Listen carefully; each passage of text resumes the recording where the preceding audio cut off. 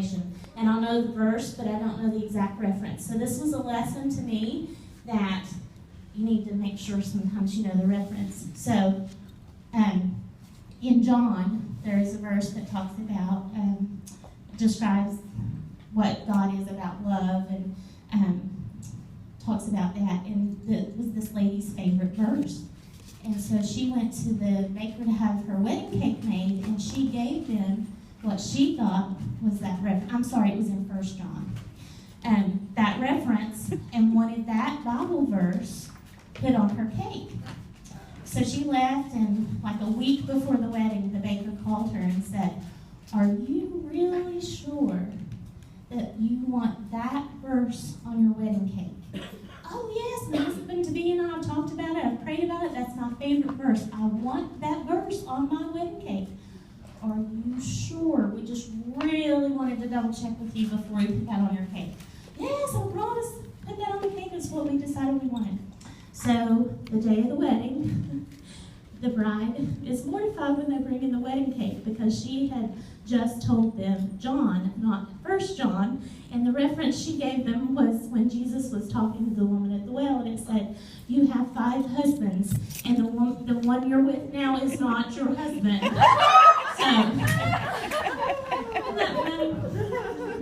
So there's your lesson on check your reference. Okay, so I'm correct when I tell you that the verse, Zechariah chapter 9, verse 12.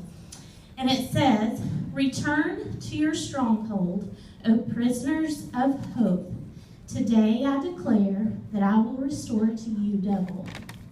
Now, just to give you a little bit of background, Zechariah the prophet was, when he was speaking this to the Israelites, he was trying to encourage them. They had just come out of the time when they were in captivity in Babylon, and while they were captive, many of them, understandably, being held captive, being a prisoner, they had become hopeless. They had lost sight. So he is trying to remind them of the promise and the hope of the coming Messiah. So we're just going to kind of break it down and look at this. So if you look at the word return, that means you must go back. Now, some of y'all may not be here. You may already be full of hope, and if you are, that's awesome. Stay there.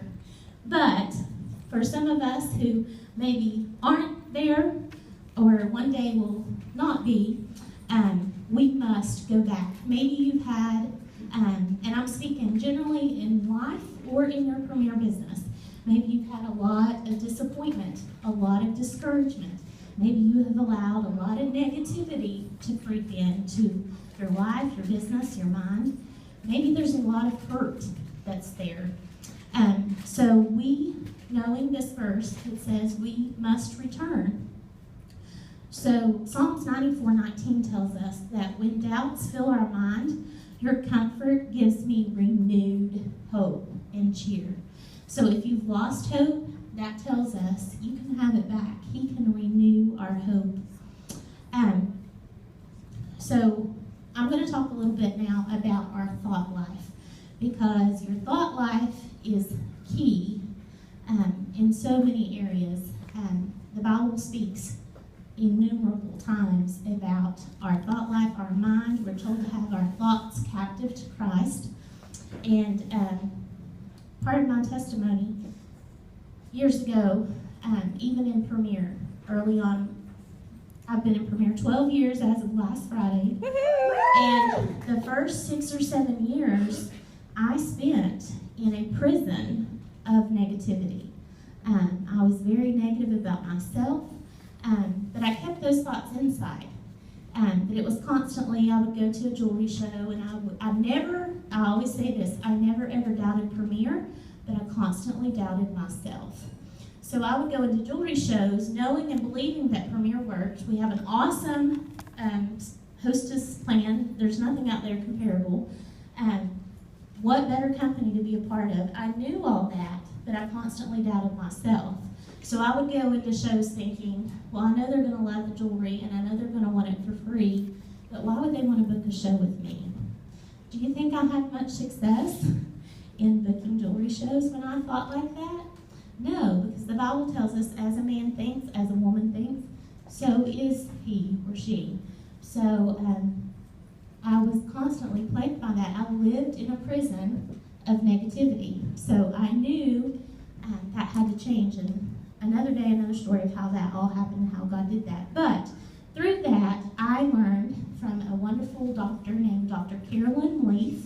She's awesome, just amazing the things God has given her to teach us about our thought life. And she says, and I firmly believe this, when you think of your thoughts, think of a negative thought. We're going to think of those as big, ugly, dead, black trees, okay? These are what negative thoughts look like. So when we have a negative thought, this is how it appears in your brain. And when you think a negative thought, it releases different hormones and chemicals than a positive thought. And the hormones and chemicals that a negative thought, these big, black, ugly trees, think of them as weeds, because they will consume and take over any beautiful positive thoughts that you have, okay? So we want you thinking like this, okay? These are positive, happy, beautiful thoughts. This will allow you to bloom into the person God created you to be. So, well, you may be thinking, well, that's great, Laura Beth, but how am I supposed to go from thinking negative to thinking positive? Well, Philippians 4:8 tells us that here's the things we're to think about. Whatever is true, so don't believe the lies of the enemy. Whatever is honorable, whatever is pure, whatever is lovely, whatever is commendable, whatever is praiseworthy. Think about these things. So let your thoughts be captive. And I challenge you, because if you will do something for 21 days, it becomes a habit. So I challenge you for the next 21 days to think positive thoughts and see if you don't start noticing a difference. So let's get back to our verse. So we have to return, and the next part says your stronghold. Well, what is your stronghold? You know, a lot of times we think of a stronghold as something negative, and it definitely can be. But in this verse, what Zechariah was telling the Israelites and what it means for us is our stronghold is Jesus. He wanted them to return to focusing on Him and the hope of the promised Messiah. Now they, of course, this was before Christ was born, so they were looking forward to Christ, forward to the cross. We are looking back. We know Christ came, died on the cross, rose, and lives again. But they had to look forward to that promise and hope, hold on to that hope. So we must do the same thing. Are you looking to hope? Matthew 12:21 tells us that in His name we have our hope. So Jesus truly is hope. Now, something interesting I want you to think about. Sharing hope is such an important part of being a premier jeweler. But I want you to think of hope. I heard this illustration this week and I was so excited. You can't, if you think about it, you can't really have faith without hope. Your hope is kind of like the diving board, and faith is the swimming pool. So when you have hope, you can jump in and it will grow your faith. So what does it mean to be a prisoner of hope? So I'm going to ask you and want you to think about, what prison are you in right now, both in your life and in Premier? There's a lot of things that the enemy wants to throw at us to entangle us and trap us and chain us down. But Scripture tells us that the truth sets us free, and the truth being Jesus, and He is our hope. So we can be a prisoner of hope. And that's the only thing I want to be a prisoner of, is hope.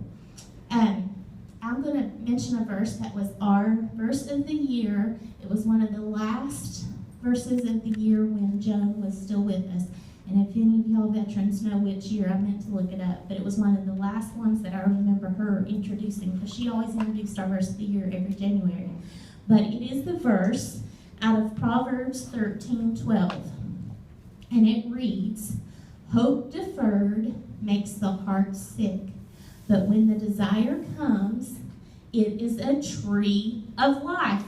You can ask Bob. Last night I was running through the house. I was like, I'm so excited. Because y'all, in this exciting, okay, first let me back up a little bit. Hope deferred. That tells us that you can lose your hope. Because hope deferred means you're putting it off. But if the Bible tells us that hope is deferred, then don't you think that means it can be activated again? Because if it can be deferred, then absolutely it can be activated again. And then it tells us, but when the desire comes, it's a tree of life. Isn't that exciting? I was like, look at that. That is just awesome, because that is like God saying, yes, you don't want to have these ugly, negative thoughts that kill you, literally, and that are negative and take over. No, because when you have hope, you have these beautiful, healthy thoughts, and that's when God can accomplish his purpose and plan just for you. So we want happy, healthy, beautiful thoughts like this red rose. Okay, now we're going to switch and look at the second part of the verse. So we talked about return to your stronghold, O prisoners of hope. So we know we've got to get back to Jesus and return and be a prisoner of hope. We want to be held captive by hope. But the second part of the verse says, today I declare that I will restore to you double. Okay, well, we know that God is a God of restoration. And he keeps his promises. He is who he says he is. We can trust him, and he is our hope. So maybe there's something in your life that you feel like the enemy has tried to take from you, or maybe something has been taken from you. Whatever that might be, I want to encourage you and tell you today that God tells us he's going to restore that, but he's going to give us double. So I love acrostics, when you can take a word and make them mean certain things, like, y'all know what I'm saying? Yes. Okay. So I have lots of those for the word hope, but I wanted to share a couple with you. The first one is that hope is having one personal experience, and that is truly knowing hope and knowing Jesus. Because if you don't have that personal experience with Jesus, then you are never going to have hope. So if you don't know what we're talking about, find one of these Dory ladies around you, and they'll be happy to share hope with you. So once you have that, then we get to grow in our hope and eventually share our hope. So the hope that I want to speak of now that talks about restoration, hope, H-O-P-E, heals our past experiences. So things that you've gone through in the past, maybe it's not even that much of the past. Maybe it just happened. What the enemy wants to use to destroy you, God tells us in this verse that not only is he going to restore it, but he's going to restore it double. So, in my own experience, and I know when we go through things, God allows us, I firmly believe, to go through things not only so that we grow in our hope and grow in him, but so that we can share that experience to encourage one another and build each other up. So in my past, the enemy wanted to use a lot of events and hurts to make me believe that I could not be successful in Premier, to believe the lie that I didn't have any purpose. And you know what happened when I stopped having these thoughts? Guess what happened? It bloomed. And my business began to grow. And that's not to say that I don't experience all the seasons of Premier, because we all will. And if you haven't, you just haven't been in long enough, because they happen. But now I hold on to hope. And that has allowed me to have a platform in Premier to be able to share hope and tell women that they are free to be who God created them to be. And there's no one like you, and you're created with specific purpose. And so through hope, we have the expectation of God fulfilling his promise. This is seen over and over in Scripture, and if you talk to each other today, you can all share experience of how God came through and fulfilled his promises. The Israelites felt forgotten when they were in captivity, but God promised to restore to them. So I want to encourage you, don't forget in the dark what God promised you in the light. Now, I want to switch gears just for a minute, and I want you to think of